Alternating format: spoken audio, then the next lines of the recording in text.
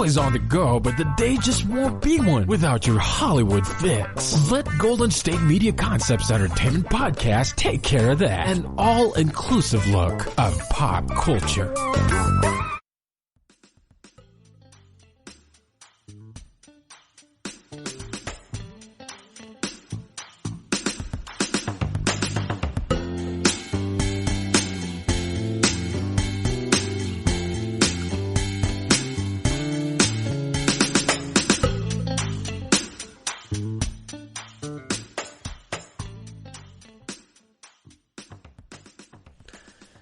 What's going on, everybody? Welcome to the GSMC Entertainment Podcast, part of the GSMC Podcast Network. I'm Alex Alche. I'm your host. Now, we're going to get into some fun, interesting, dynamic topics today. We're going to talk about the best two shows out right now. Where are they? They both happen to be on HBO, which is not surprising at all. Then we're going to talk a little bit about the smash hit sensation, the musical, Hamilton, that is streaming now on Disney+, and how it proves that just theater is absolutely vital and one of the forms of entertainment that we will be missing longer than we know. Then we're going to get into something a little bit heavier, a little bit darker, but it's still going to be entertaining. We're going to talk about the COVID-19 effect on film production, specifically with TV, and how it is stalled right now and when we might see it back. And then I'm going to leave you with the top 5 podcasts that are getting you through the pandemic. Most podcasts don't talk about other podcasts. This podcast will, because I think this medium is incredibly important. Now, let's get after it. All right. So, HBO has long been the front runner of dynamic, beautiful, entertaining, deep, difficult content. And they have made no exception, and they are holding no punches with these two shows that are out right now that if you aren't watching, you must. One is this show, I May Destroy You, written and created by Michaela Coel. Michaela Coel also stars in the show, and it is based on her life. So it all takes place after a sort of drunken, exciting, by the way, there are going to be some spoiler alerts, so if you're still listening, pay attention. And if not, go watch it and come back and listen. So, Michaela Coel stars, and she has written this sort of whodunit, but it is all underneath a really dark underbelly of sexual assault. Now, this is all about her life. She has taken this piece that could be so dark, so difficult, and really, really just not appetizing to American mainstream media. And she's also British, by the way. And she has made us fall in love with it, fall in love with her, have so much empathy for this situation and what it entails. So basically, we start out after a drunken night, and then we find later at the end of the pilot that she has been sexually assaulted. And it goes through the trials and tribulations of her trying to figure out who did it, how did this happen, all under the auspices of something that is profound, and the discoveries that she's making and the humor that she's finding. And it requires the audience to pay attention to ask themselves, what is sexual assault? I know that, the Me Too movement has been so important over the last few years, especially in Hollywood, especially in film and TV. It has changed the zeitgeist of the entire world in terms of female rights in the workplace. And now this show is shining a light on the nuances of sexual assault, on what it does to your creativity, what it does to your friendships, what it does to you, how it changes you, how it might ignite something that you may not have ever seen in yourself. And it's just an incredible ride of a show, and she has weaved this beautiful tapestry of humor and pain and just a depth that that I can't describe. And HBO does it again. I mean, they are so unafraid to take these chances with a British black woman who is incredibly striking and has such a bite with her humor and really goes about this endeavor unabashedly. The filmmaking is also phenomenal. I mean, you want to talk about gorgeous, gorgeous cinematography. Predominantly filmed by the incredible Adam Gillum.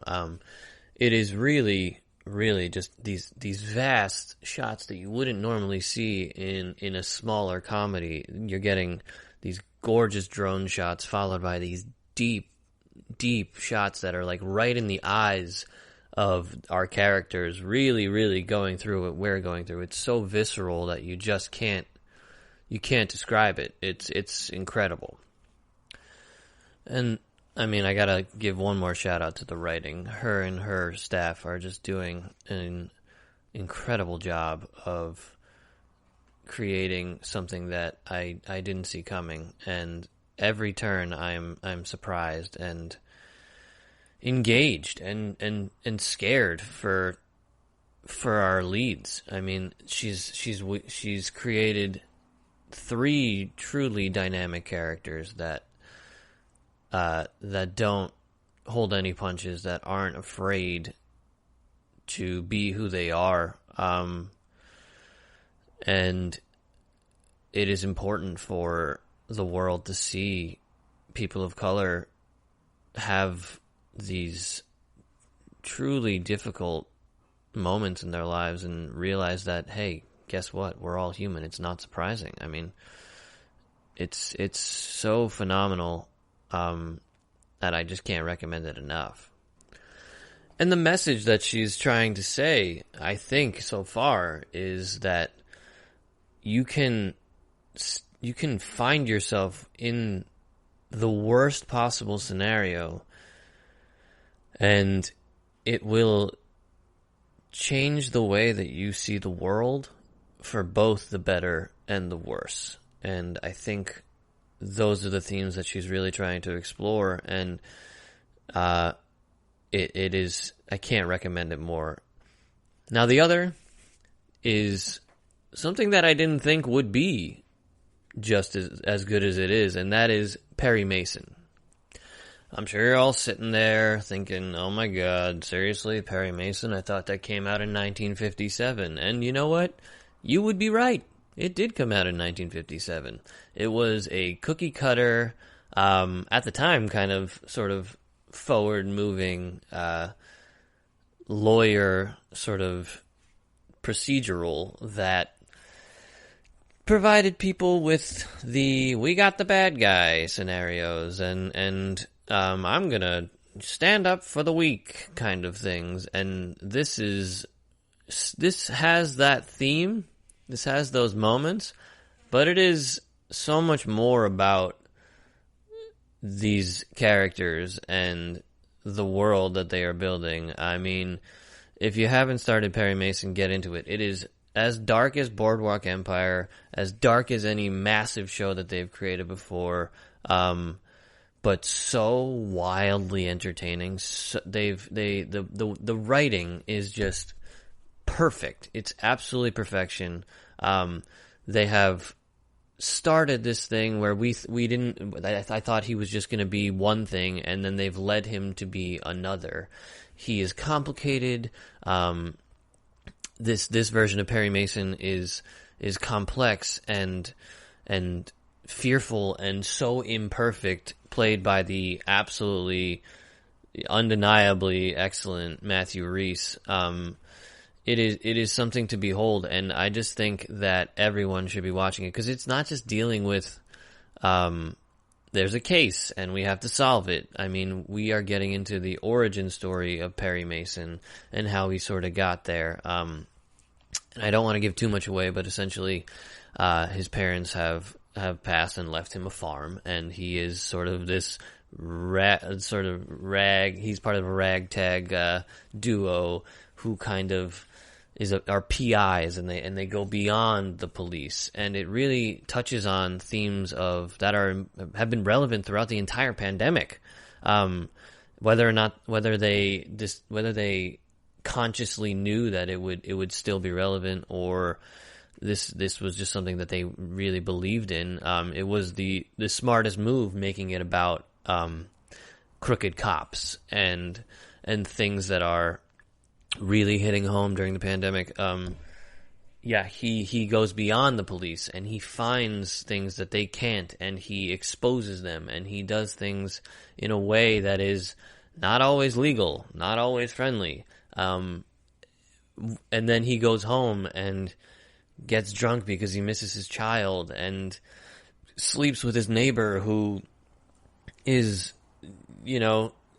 by all accounts, not somebody who is attracted to him or he's attracted to, because he might be gay. It is so deep for just one character, let alone the rest of the cast and the rest of the plot. There's a whole other plot line having to do with an African-American cop, which is really shining a light on, wow, how difficult it must have been to be black and to have gained a modicum of success in a time period of the 1930s that most black people didn't.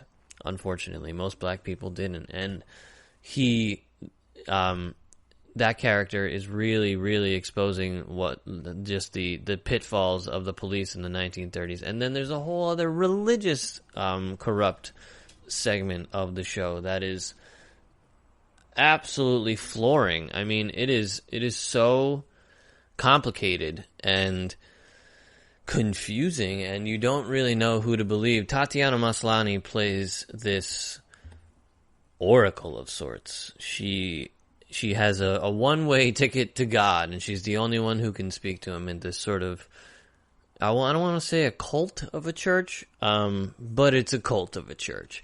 And there's corruption within the church, and she's a moral compass for the church, but we don't know if she's good or bad or actually believes what she's thinking. She has these sort of beyond difficult speeches where she just praises to the heavens and screams at the top of her lungs, and is really just a mesmerizing force of an actress. Then you have John Lithgow, who is as good as ever. I mean, he's right in his wheelhouse of what he does. He is John Lithgow on speed. Like, he is perfect for this role. And then you have a newcomer, somewhat newcomer, in Juliet Rylance, who, funny enough, is the adopted stepchild of Mark Rylance. So her whole life, she's been watching arguably the best theater actor of our generation do it. And let me tell you, she's taken from the best. She's really, really a wonderful character, and our gay character in the show, our outward gay character in the show in the 1930s. I mean, this show is not staying in the 30s. It is touching on everything that we are going through today, and I just can't recommend it enough. And again, the filmmaking, dark, gritty, speakeasy vibes. You got that sort of, the grays in the show are really highlighted. Matthew Rhys's sort of slunky face is so dark, and has these really, really just haunting vibes. Not to mention the great Shea Whigham on this show. This guy is an actor who you all probably don't know just by name, but if you Google Shea Whigham, you'll be like, oh yeah, that guy. He's in everything, and he is phenomenal in everything that he does. And this is no exception as the partner to Perry Mason, to Matthew Rhys in his detective work. The origin story, it by the time it gets to where it goes, by episode 5, I believe is where we're at the time of recording,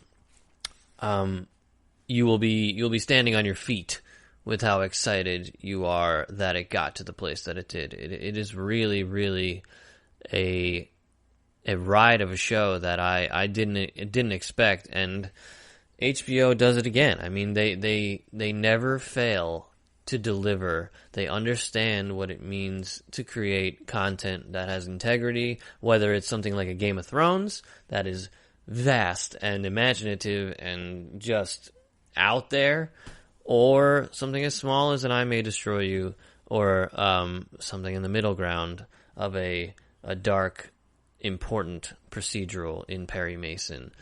And I just can't recommend I May Destroy You or Perry Mason enough. HBO does it again. Please, please, if you're not doing it, what else are you doing? Watch something important.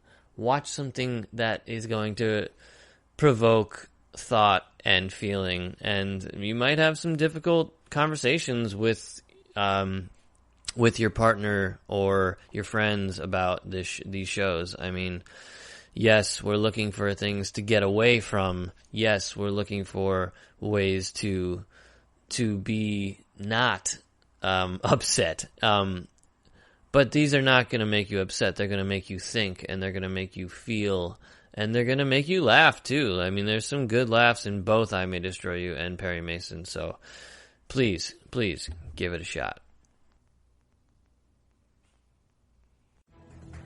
Want to find out what movies to go see? Then check out the GSMC Movie Podcast. It's your ticket to the latest movies, whether it's a new blockbuster event, romantic, comedy, or action flick. This show has got it all covered. They talk some what to go see now. Don't bother. What's hot on Netflix and everything in between. That's gsmcpodcast.com/movie-podcast. When it's all about the movies, it has to be this new show. Don't forget to like them on Facebook and follow them on Twitter. Visit gsmcpodcast.com for more info.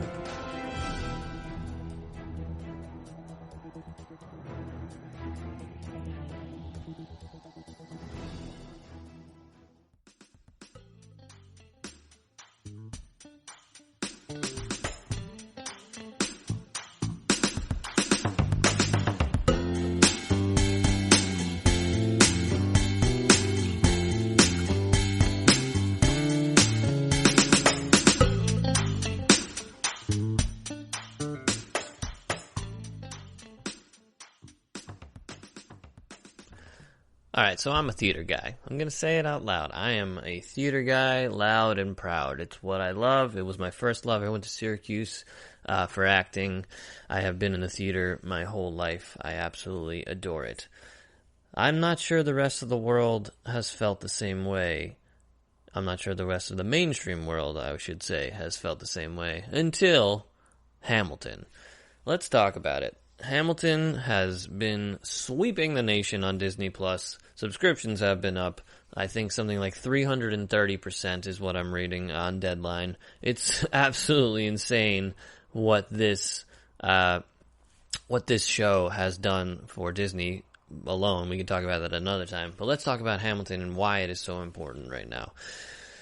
So it's getting a bit of backlash. Let's just call that out right away because of their lack of realizing to the indigenous people that they slaughtered in order to create our nation. Lin-Manuel Miranda, the writer and star of the original Broadway production of Hamilton, has come out and said that, you know, he could only pack so much into a 2.5-hour musical, and he did the best that he could. And he hits it in moments. We'll never be free until we end slavery is a thing that he throws out. Immigrants, we get the job done is another one, but he never really touches on the indigenous people, which has been hurting the indigenous people, which is totally valid. That being said, the show itself is so beyond entertaining and so beyond important. I mean, if you haven't listened to the music, it is infectious. If you haven't seen it on Disney, it is flooring. The film work that they did in order to make this palatable for TV is incredible. I mean, it's nothing short of amazing. They shot 2 productions of it, one with the live audience and one without, so that they could get in tight on the actors' faces and really show what's going on behind these actors in terms of the dancing, the choreography, the blocking, the sets, the lighting, and the sound. I mean, the music itself is one thing that is Pulitzer Prize winning. The writing itself is another that is Pulitzer Prize winning. I mean, it is a perfect show, and in a time where we need it most. And the difficulty for being a theater guy is that it's going to be a long time until we get theater.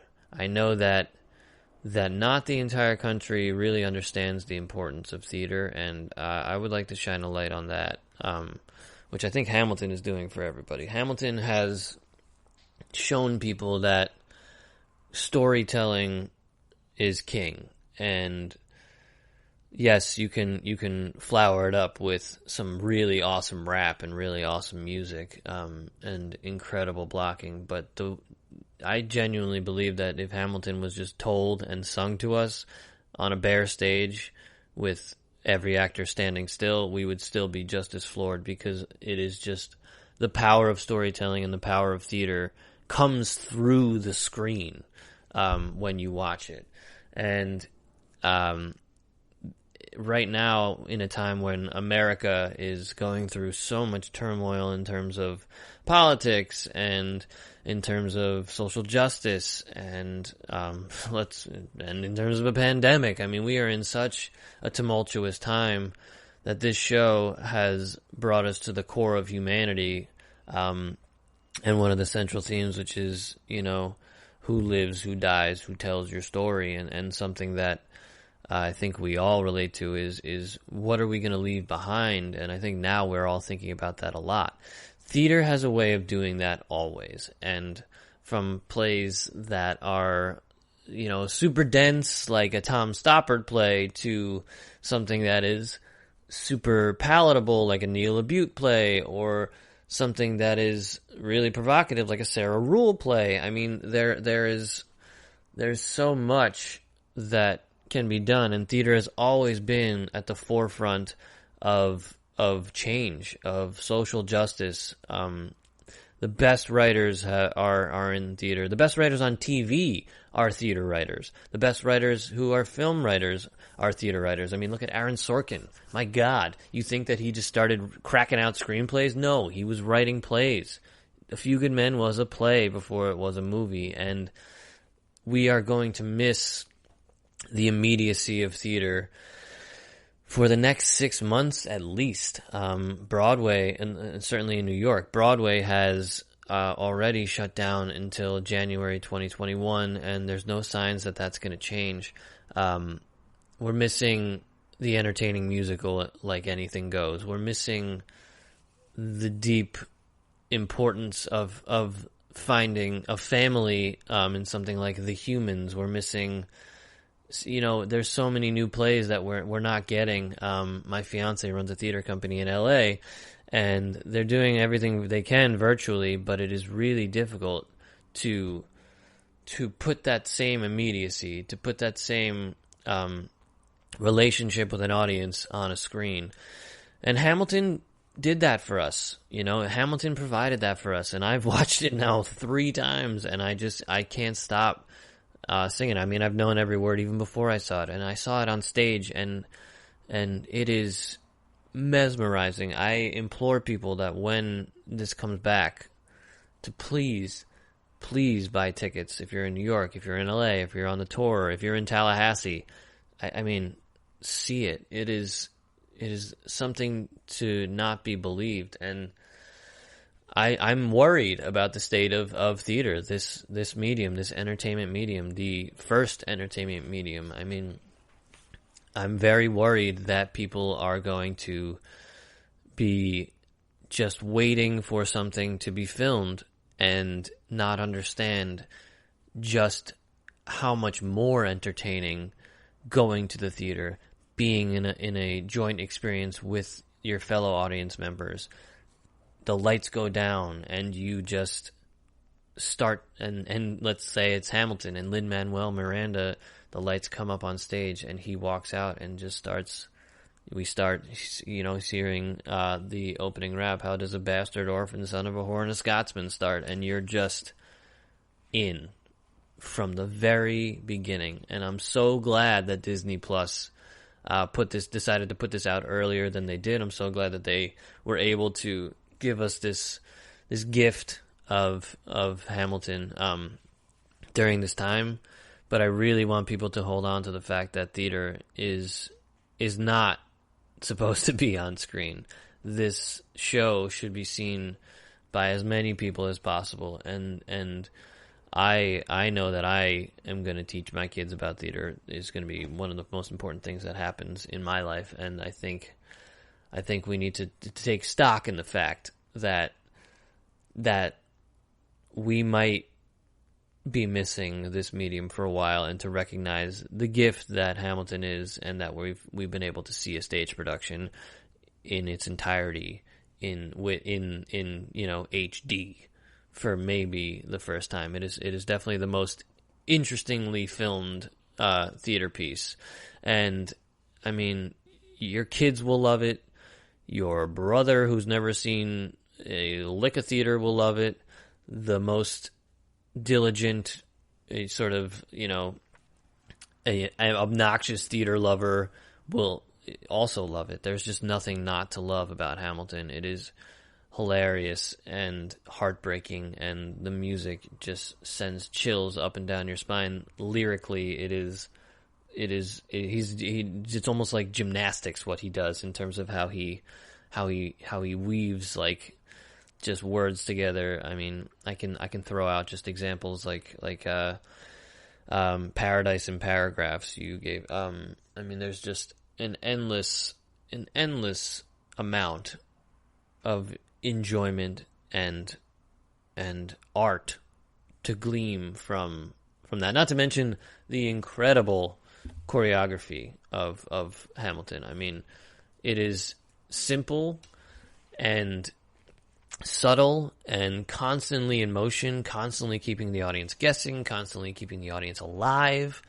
And it is just flooring how perfectly tight that show is. I can't recommend it enough, and I hope that all my theater artists out there are doing okay, and I just hope that the rest of the country and the rest of the world realizes just how important theater is, and this is a great example of that. Tired of searching the vast jungle of podcasts? Now listen close and hear this out.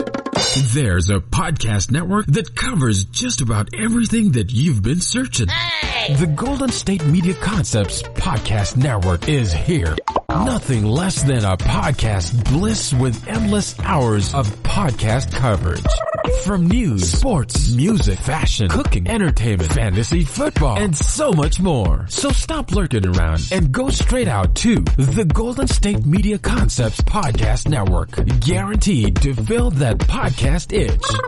Whatever it may be. Visit us at www.gsmcpodcast.com. Follow us on Facebook and Twitter, and download us on iTunes, SoundCloud, and Google Play.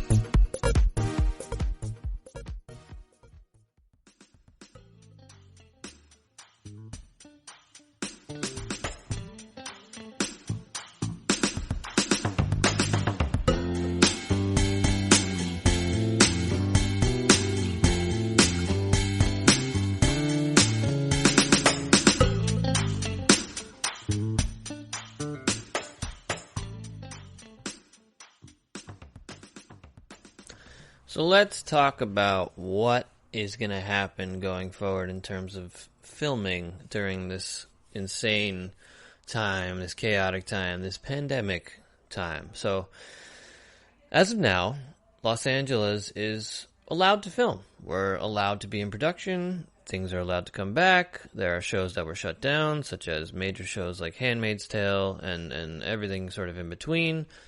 During the beginning of their filming, and they're supposed to be allowed to come back. You're wondering, like I am, why they aren't coming back. And the reason is insurance. there are shows that were an episode away from being done, that were so close to being in the can, that could have been out in the fall, in the winter, that we would absolutely be so excited by, that in the summer, Succession was supposed to start filming again. My God, another HBO show that is just beyond incredible. And it is not coming back. And that is because of insurance. Because it is terrifying to think, from an insurance standpoint, I mean, I don't really care, but from an insurance standpoint, it is terrifying to think that we give you all this money, we cover the entire production, and the lead happens to get coronavirus. Unfortunately, it's not like theater, where you can, throw in an understudy and throw in, say Don Cheadle is sick with COVID for 2 weeks, and we throw in somebody else. We throw in somebody else to take his role. No, that would be a fun idea for a concept for a TV show in this time, but it's not something that's going to happen. So most production is done for now, and when is it going to come back? We don't really know. They're eyeing August. They have all these sort of protocols in place, but it just sounds so impossible to contain, because unless you're willing to do what the NBA is doing, which is go into a bubble and just stay there for the remainder of filming, there is no way that you are going to be able to get through this.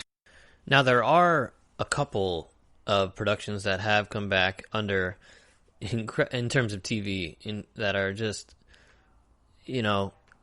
very few and far between, and they are both Tyler Perry shows, because Tyler Perry Studios essentially is a former army barracks. He was able to fly his entire cast out and put them up in these army barracks in the studio, have everyone sort of working there, be there for the remainder of the shoot, which is 2.5 weeks for one show to shoot 22 episodes, which for those who aren't in the film industry is a near impossibility. I mean, to churn out good content with that is almost impossible. So I don't really understand how he's doing it, but he's doing it. So he's doing 2.5 weeks on one show, 2.5 weeks on another show, starting, I believe, this week. So we'll see how that goes.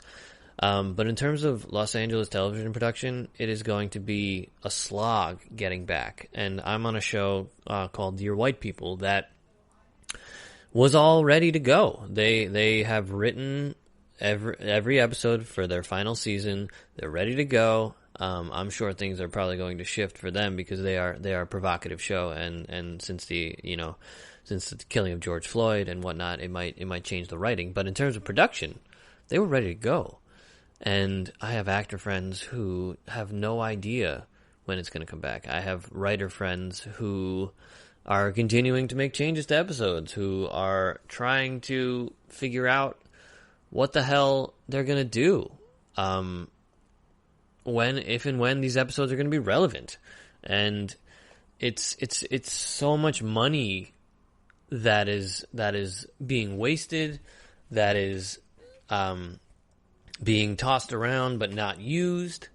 It is such a scary time to be an aspiring artist, and especially in Hollywood, and a TV actor and a TV writer and a TV producer, because who wants to take a chance over the next 6 months on what that means? I mean, it is so nerve-wracking for all, and I just think that the way of the future right now, the way of the next year, is going to be in film, and it's going to be small films.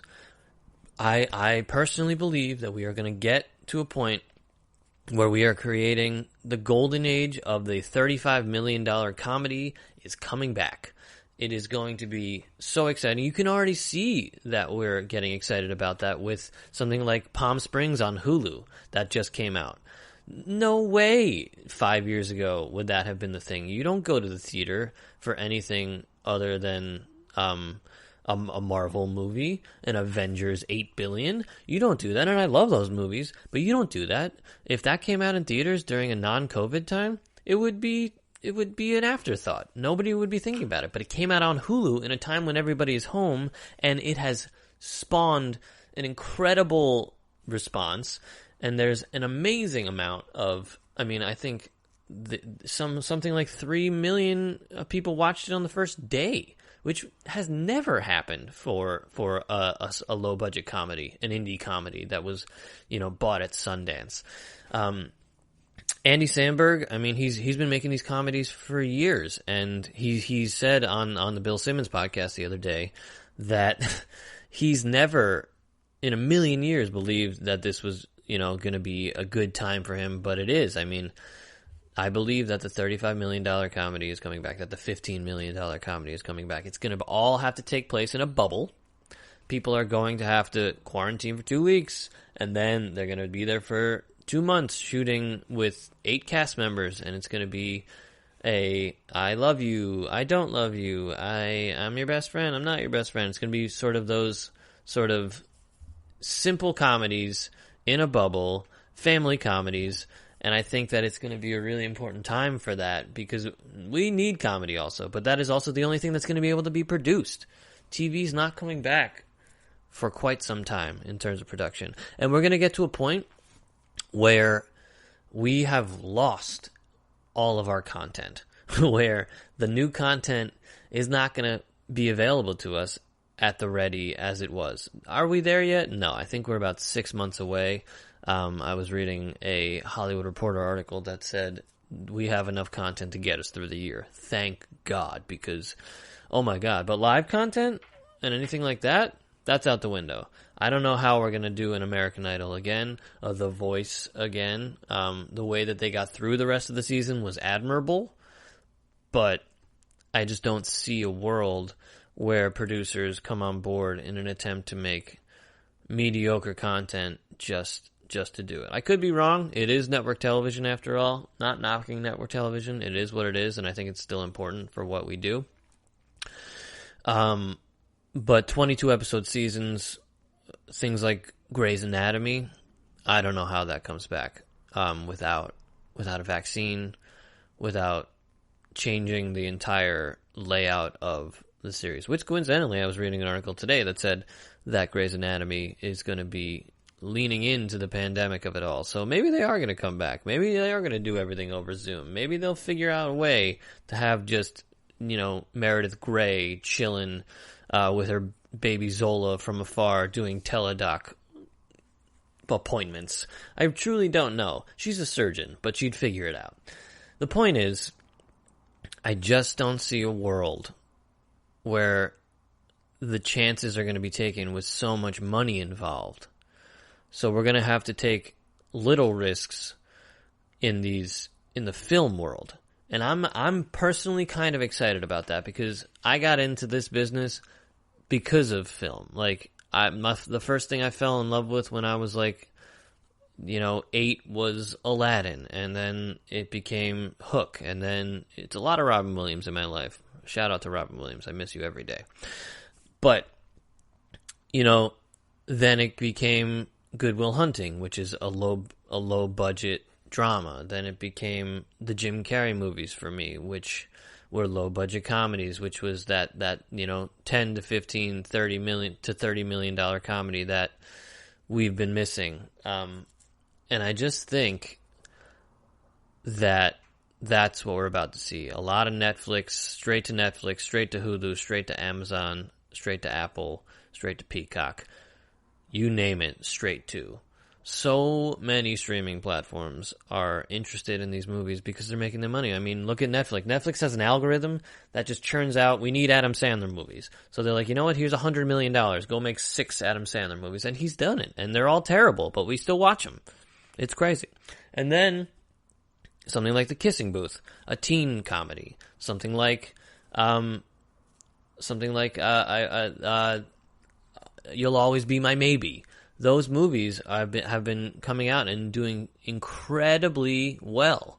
And I think that that's going to be our sort of way to get out of this. And it's through the low budget comedy. I'm really scared for the state of TV. We were in the golden age of TV. And I hope that we can rekindle the golden age, or at least get to a different age. Maybe we move on to the bronze age of TV and things are produced less and less. Just, you're not going to be able to do it at the scope. You're not going to be able to get guest actors. You're not going to be able to get guest directors. Everyone's going to have to sort of be in their own space if you want things to be successful. If you want things to get through filming to their entire fruition. And I just don't see that happening. Fingers crossed. I hope it happens. Maybe there's more models for the Tyler Perry of it all. Maybe Tyler Perry opens several more studios and is able to help out Hollywood. But I just don't see that happening, which is an incredible shame. Or we just all move to New Zealand and we start filming there, because it seems like New Zealand has figured this out and we haven't. And I don't know when we will, and I don't know when we'll get it under control. There's too much money at stake to give it a shot. So fingers crossed that it comes back soon, but also fingers crossed that we get behind this my indie to $30 million comedy idea, because I think that's the way out. Golden State Media Concepts bring you Book Review Podcast, a haven for bookworms of all ages and the widest genres, from mystery to memoirs, romance to comedy, fantasy to sci-fi. If you love to read, this is the podcast for you. It's the Golden State Media Concepts Book Review Podcast.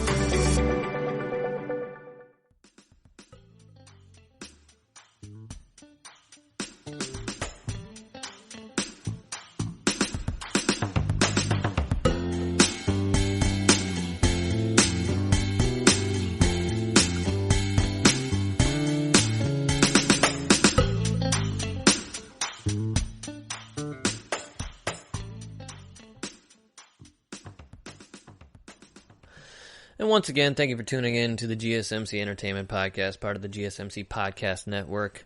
I'm going to leave you with something that most podcasters wouldn't be talking about, and that's other podcasts. Shocking, I know. But these are the podcasts that are getting me through the pandemic, and I hope that they might be able to get you through the pandemic if you are not listening to them just yet.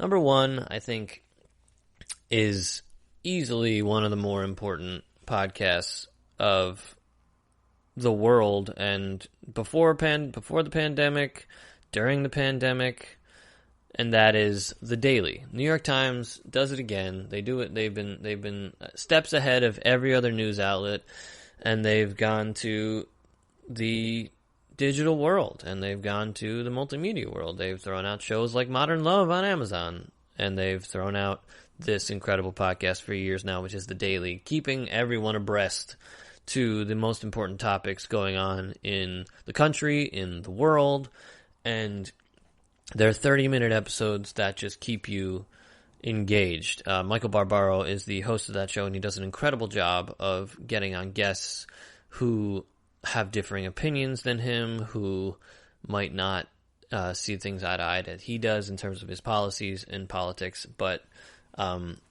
it is certainly a left-leaning podcast, and spoiler alert, I'm a left-leaning human.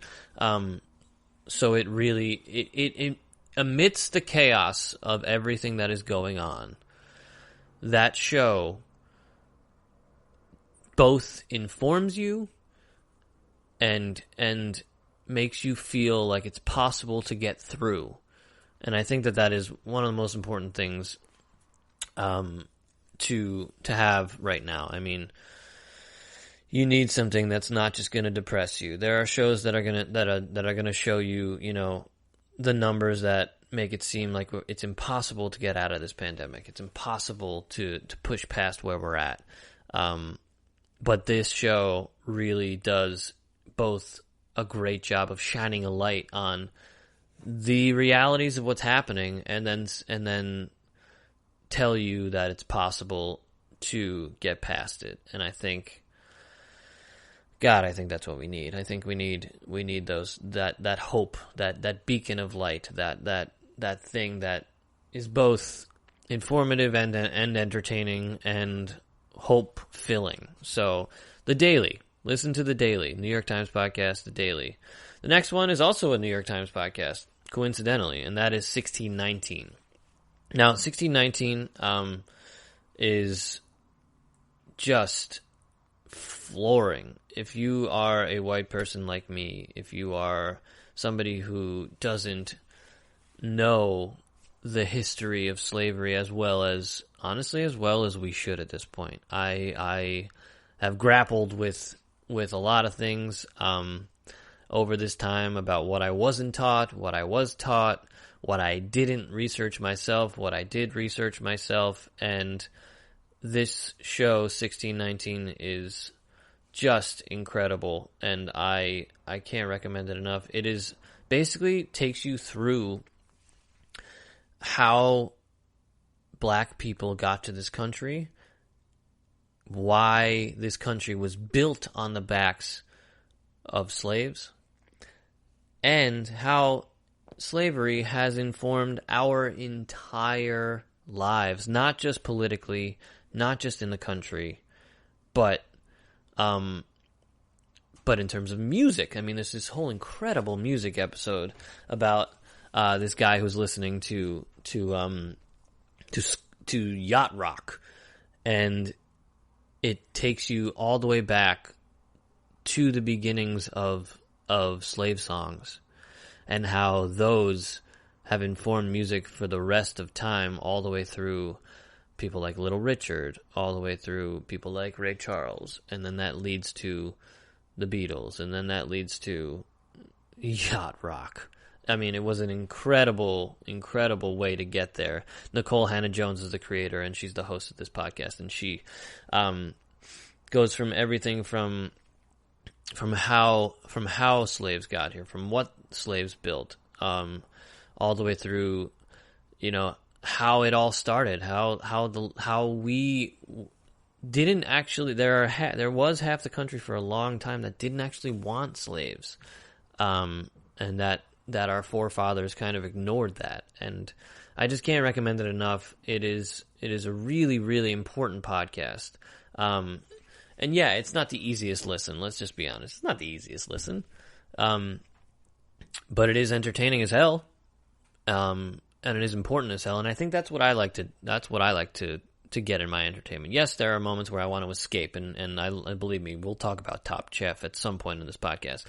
But I also want to learn, to feel, and to think. And I think that this podcast does exactly that.